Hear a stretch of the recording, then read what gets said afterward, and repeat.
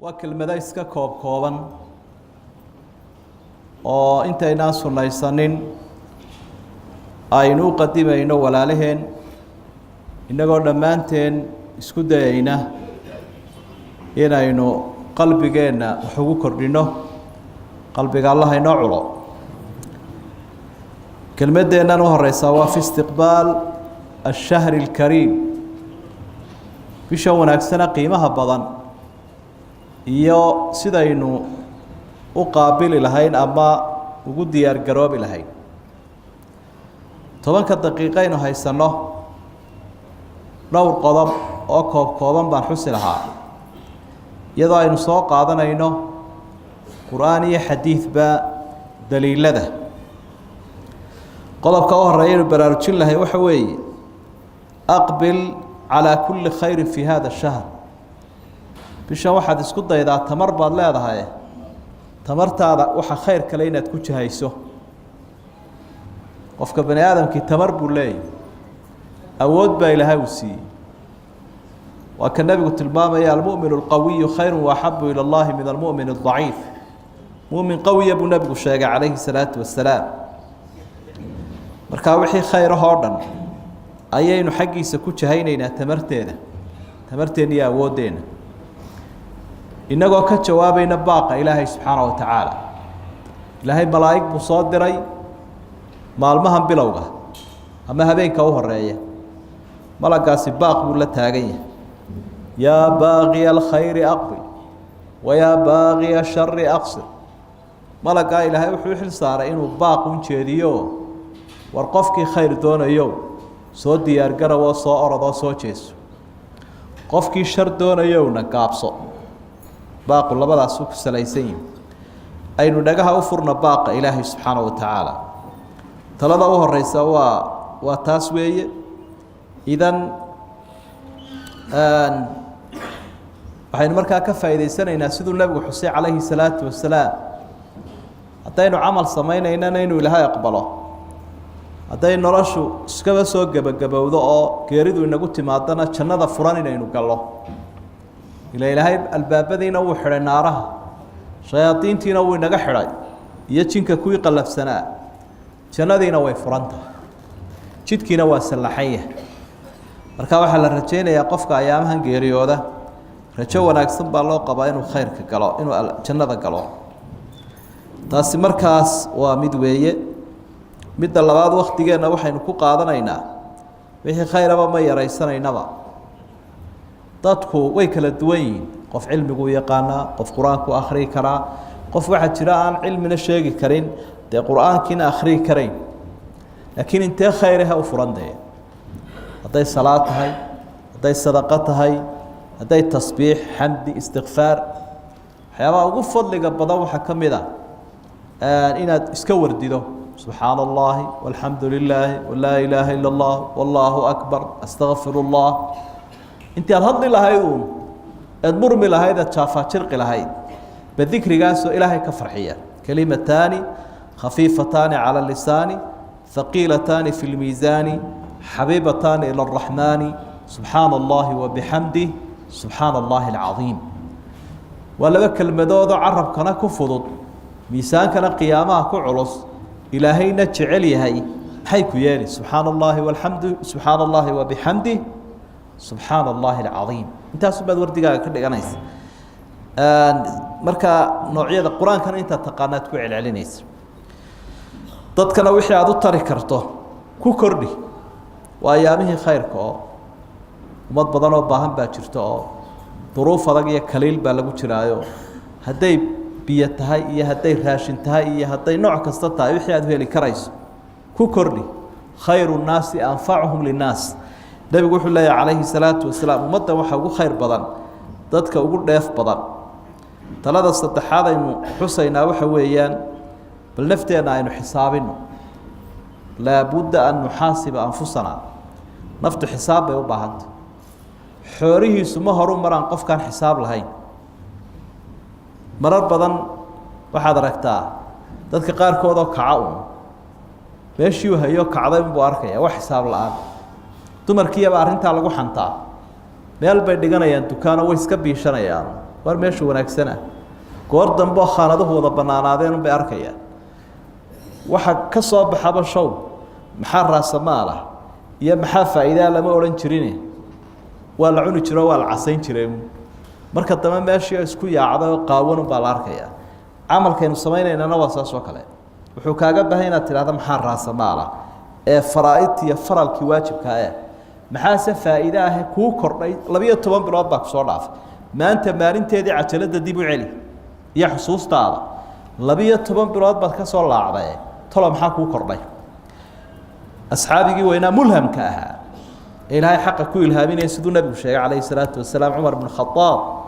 wa talooyinkii waxyiga waaga dhaxalgalka ahaa waxa uu leeyahay naftiina xisaabiye intaan ilaahay xisaabin amalkiina si miisaama inta aan la idin miisaamin marka fashilmi maysid insha Allah talada afraad aynu bixinaynaa waxa weeyaan ayaamahan iyaga tawbada aan ogaano tawbadu wax qaaliya weey waqti walba qofka waa inuu toobad keenaa siiba waxay waajibaysaa markuu dambi galo oo intaynu dambaabaynaa dambigeenu aad buu badan yahay afkeenu ka dambaabaynaa ishaynu ka dambaabaynaa meel walba waa ka dambaabaynaa marka tawbada aan ogaano waayo waa ayaamihii la safaynayay hunaaka takhliyatun wa tahliya takhliya jirto ilaahay dambigu maydhaya tahliyana way jirtaayo khayrku inagu qurxinaya waayo nabiga alayhi salaatu wasalaam الصلوات الخمس والجمعة إلى الجمعة ورمضان إلى رمضان مكفرات ما بينهن إذا اجتنبت الكبائر حديث صحيحة لبدا الصلاة انت كده حيث تي هوريتك يتنمك جمعة دي هورية جمعة انت كده حيث رمضان تي هورية رمضان انت كده حيث وحي دافان إلهي ما كل دافئه دنبي دعاي هديك واوين لا اسكدا يا ابو دم ديكي واوينانا توبدن بad raacinaysa oo kii yar ilaahay ilaahay ka safeeyay ka waaweyn astaghfirullah wa atuubu ilayhi wufuqaya marka toobada aynu ogaan qofku inuu toobad keenana bushaaro weyn baa ku jirta ilaahay baa ina amro wuxuu yaa ayuha alladina aamanu tuubu ila allahi tawbatan nasuha toobad caafimaad qabta oo edab leh oo ilaahay laga edabsanayo ka daacada oo istiyaaliya lahayn oo iska dhaahayn توبوا إلى الله توبة نصوحا وتوبة عافمات قبط التائب من الذنب كمن لا ذنب له رسولك صلى الله عليه وسلم في كل حديث كاس وسوان قفك توبتك يعني وحكر دقيه هاي قفان ذنب بالهاي الذنب قاعد توبتك كاجا حرين هاي أيامه توبتنا إنه شغلنا إلهي وتوبتك كان ولي بوح عجيبة هدي توبتك أنت توبة ونكسر مير قبطة تا قرآن كشيء نصوحة وحي دنبئات كالشباب اللي جوجو بدلا يا حسنات انتوا الله قاعد ضعف يا ولبا انتي إلا يجوا حسنات الله قصينا يا وارين عجيبة هذو كله إن الله قاعد ضعفون بابد أبال كقبتيبا لكن انتي اللي قاعد ضعف إمي سدن ببهيد بقلال كميال كنتوا الله ضعف إن لا يجوا حسنات إلهي قصينا يا قرآن كل إلهي كعدي فأولئك يبدل الله سيئاتهم حسنات وكان الله غفورا رحيما dadka sida wanaagsan u toobad keenay dambiga galeen ilaahay xasanaad iyo wanaag buu ugu bedelaya bishan iyada waxaynu u baahanahay an naquma qawmatan nashitatan wa azibatan shatiq qiyamkeen sarajoogeen habeenkii waa inuu haado mid aynu ku soo talagalo oo si wanaagsan aynu cibaadaysano qiyaamka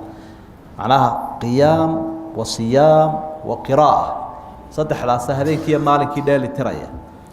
quraanka habeenkiina waa la akhriyaa maalintiina waa la akhriyaa maalinkii waa siyaam habeenkiina waa qiyaam sarajoog waxaan liiska waa arrimaha qaladka ah ku jiraan in loo fahmo rabadaantu inay tahay waqti raaxo habeenkii la haasaawo la caweeyo musalsalaad la daawado la qoslo la dibiro la luga fidsado hada qalad bad ka faant waayo waqtiga qaaliga ah wax qaaliya lagu qaataa waqtiba lama dayacaba marka rabadaanta dad baa waxay u fahamsan yihiin maalintii oo dhan la fuuro oo la hurdo habeenkiina inta la soo toosoon ka isagu qayle balwad ku mashquulsan inaga daa dambi buu galaybe jaadiya sigaar iyo xan iyo been iyo ku jira de wixii maalintiiba uu kala kiciyay oo uu kala diray laakiin kaynu ka hadlaynaa waxa way xataa raaxo badan inaad ku qaadato iska fadhida maya cunada yaree habeenkii laftigeeda oo qiyaamkiisu taag qiyaamka mar baynu si gaar uga hadli insha Allah marka qafladana iska ilaali asila arin aad muhiim weeye wama hayatu dunya illa mataacu qurur raaxadii adduunyada iyay ku jiidan in addunya hulwatun khadira rasuulku wuxuu leeyahay sallallahu alayhi wasallam adduunyadu waa cagaar oo waa macaan wa inna allaha mustakhlifukum fiha fayandur kayfa ta'malun intu idin dhiiba adduunyada gacanta idin ku galiyo idin galiya buu eegayaa bal waxa sameeysaa marka barbaraadnayo bashbashiya barwaaqay raaxadeedo la badsaday iyo wax badan bay ku seejinaysaa waxyaabaha in xoojinayna waxa kamida in laga hakado ama aynu isu dardaarmayna ayaamahan qaaliga ah hadii wanaaga aynu isku dhiiranayno wax dhisno khayrkeenu dhisayna sida guriga loo dhiso kale khayrka wixii cagaf ku noqonayo duminaya ka ilaali si ana u tacab khasaarin waa tacab khasaar hadaad dhisayso hadana duminayso qof waalan baad eegaanaysa marka dhowro waxaaga dhowro dhismaad midalan dhistay waxaad leedahay foremanka ama engineerku wuxuu leeyahay dhismaha intuu qoyan yahay waxa lagu ma sameyn karo waciraya u dumaya inta waraabin buu u baahan yahay markuu isku hagaagana qurxin buu u baahan yahay dhismo fiican oo tayalo dadku ku farxan si ay u dhisnade saas u oranaya qofkii wax dhisay aduna waxaaga u turo wixii xumaana hadaad u madax banaanta wixii wanaagsanaana ku dhaxwado de way isjiiraya sida daraadeed baaqan waxa ku jira habeenka u horeeya ama maanta baalmahan u horeeya balaayigtu baaqayso waya baaqiya sharri aqsir qofkii xumaan ku soo jeeday oo joogso khad casba lagu shilay joog baa lagu leeyahay joog maalmaha wanaagsan hadii aad shayga xaraanta u kacdo uu si dambi badanaya sida xasanaadkuba u bato sida daraadeed waxyaabaha aynu isu dardaarmayna waxa kamid ah in xumaanta laga joogsado oo jawigaagu isbedelo noloshaadii wax ka bedel saad u noolay waxay lifestyle ka yiraahdaan noloshaadii wax ka bedel oo hadiya jeer waxaad yaraysataa suuqa iyo wareegiisa waayo rasuulku wuxuu tilmaamay sallallahu alayhi wasallam khayrul biqaa'i almasajid wa sharrul biqaa' alaswaaq xadiidka xaakim warinay xasanka ah dhulka ilaahay waxa ugu qiimo badan masaajidada dawada guri ilaahayba intaad ku jirtana ilaahay baad u casuumantood marti u tahay qofka ilaahay u casuumanina de farxad iyo khayr kama baxayo meelaha ugu shar badanna waa suuqa dhimbila ka duulaya calankiisu ka taagaya shaydaan kolba wax ka naxiya iyo wax fool xun iyo dad qaawan iyo wax dulmiyaya iyo wax been sheegaya iyo ayuun baad arkaysa markale nabigu wuxuu calayhi salaatu wasalaam isagoo taa ka hadlaya wa iyaakum hayshaat al-aswaaq waxaan idinka digayaa suuqa iyo wareerkiisa iyo buuqiisa iyo qayladiisa ayaan idinka digaya iyaakum waa baabu taxdiir digniin baa la bixinaya marka suuqaynu yaraysanayna lam yakun faahisha wala mutafahisha wala sakhaban fi al-aswaaq rasuulka sallallahu alayhi wasallam sifooyinkiisa waxa kamid ahaa nin xunna ma ahayn oo xumaana ilaahay uma dhalinin isaguna xumaan iskama doonaynin nin suuqa ka qaylqayliyana ma ahayn haday dadkeenu qabaan xirfad iyo xoog iyo shitaarnimo inay tiin meelaha laga buuqo dadka la jiiro oo mid walba sankiyo afka laga galo arintaas waa ceeb nin suuqa ka qaylqayliya ma ahayn buu leeyahay rasuulka sallallahu alayhi wasallam xadiidka saxiixa marka suuqa muraad hadaad uga leedahay waqtiga dumarku yar yihiin iyo waqtiga saxmadu yartahay iyo waqtiga sanqadhu yarta ayar ka soo adeego goobahaaga ku urur meheradaada gurigaaga masjidkaaga waxba dhowranaysaa turaalaad leedahay marka talooyinka lixda ah baynu ku soo koobnay ugu horeyn maanta ilaahayna waxaynu ka baraynaa waxaynu isu sheegaynaa